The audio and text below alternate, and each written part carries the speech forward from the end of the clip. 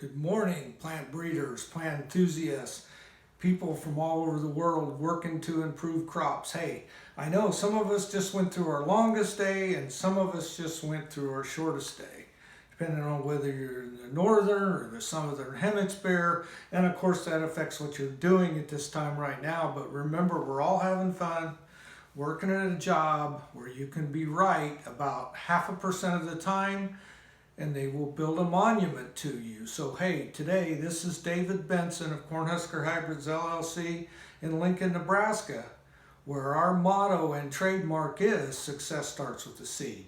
Today, continuing my series on the 7 deadly sins of plant breeding. I start from the bottom. Last week was deadly sin number 7, associated with pride. That was a failure to choose the right germplasm. And hey, if you make that one, you're done. You can't work with inferior material, you'll never be successful. Today, we're going to talk about deadly sin number 6, which I consider one of the worst of all deadly sins and one of the easiest to correct of all deadly sins, which people don't do, and that's failure to discard inferior germplasm. And since the way I'm working this with the 7 deadly sins, Christian vices, it ties in with wrath. But failure to discard. Why don't you breeders discard more material? Why don't you just discard easily?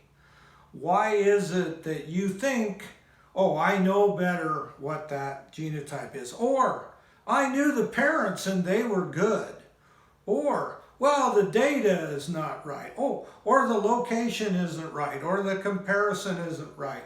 Hey, if you want to be successful, you've got to discard everything practically. Almost everything has to be discarded. And in the end, if you come up with one genotype out of 10,000, you've discarded 9,999. The only thing is, did you keep the right one is the question, and why did it take you so long to discard the other 9,999 in this situation? So I think that's the biggest mistake that really caring, want to be good, want to do it right, plant breeders make, is they just can't let go of some material. For whatever reason. There's a lot of reasons. And maybe you're right, maybe you're wrong, but it doesn't matter. At the end of the day, you're going to advance a very few things to be new commercials or to be new in the marketplace. And all the rest, they don't matter. Just say this out loud. They don't matter. Now, people will say, well, we're selecting too hard. And some of these could have had, other attributes that you can see that you didn't select for. And if you don't keep some of these along, you'll lose that forever. Okay, there's truth to that, right? It's just like if in a marriage, and I always say the woman chooses the man. Once the woman has chosen the man, and they are married, they are excluded from all of those other people in the population all over the world. They've chose themselves. And plant breeding is a little bit like that. When you make selections, it's based on this attributes of this material that's needed for your company, in your market, to grow the company and grow the market. That's what it's about. It doesn't concern itself with the rest of this. Now, if somebody, having a germplasm bank in, below ground that have all the germplasm in the world, that's a good idea. Keeping and maintaining the viability of other germplasm is a good idea. But it doesn't get you where you need to be as a company or an individual to get the best materials in the market, to serve the market, and to grow the market and to improve the rate of genetic gain.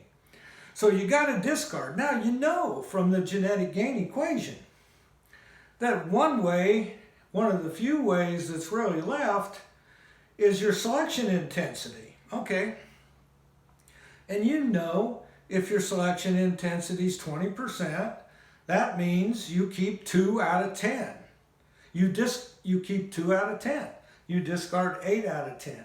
If your selection intensity is 10%, you keep 1 out of 10. Right? If your selection intensity is 0.5%, you keep 1 out of 20. So yeah, okay, so you can control your discarding by your selection intensity. But the other thing with discarding is not just the selection intensity, but is to operate your program in such a manner that the best genotypes are retained for future evaluation and selection. So you want to be hard on them, and you want to select hard, but you want it to be low enough to retain the better genotypes and not discard them. Now, when I was in Pioneer, there was a hybrid called 3394, and 3394 was the #1 selling hybrid in the world, the #1 yielding hybrid in the world, and for a lot of reasons. And we knew what the inbreds that made 3394 were, and I'm sure, probably in my testing, I may have thrown away a 3394. But I was trying to keep the better ones, which I think I did. So you have to discard. You have to discard ruthlessly. Use the word ruthlessly. That means discard hard. Keep few. But make sure and run your program. Know your data that those ones you keep are the ones with the better chance. That's how you're going to improve the accuracy of selection. Or one way that you're going to improve it. So people have said to me, well, you know, we take, okay, on your first generation, why do you fool around with most of these things on the first generation? You should like 99% of them should go. Why do you do it? Well, someone told me once, well, you know, one time I had a hybrid move up from kind of the bottom of the page, you know, and it ended up being good, and so I select that way. And it's just like, what? Are you out of your mind? Look, I have never had a hybrid move up the page afterwards. They're either good the first time and good the second time, or they're bad the second time, and you get rid of them. Don't try to save the whole world in your breeding program. Run it. Be ruthless, be smart, collect good data, discard like crazy, and advance the best based on what you know.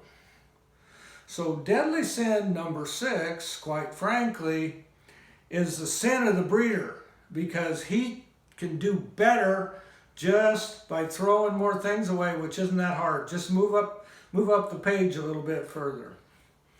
And then once you let him go, let them go. You have a whole new generation, a whole new class coming behind, and those don't matter. People worry too much about what doesn't make it. Concentrate on what does make it.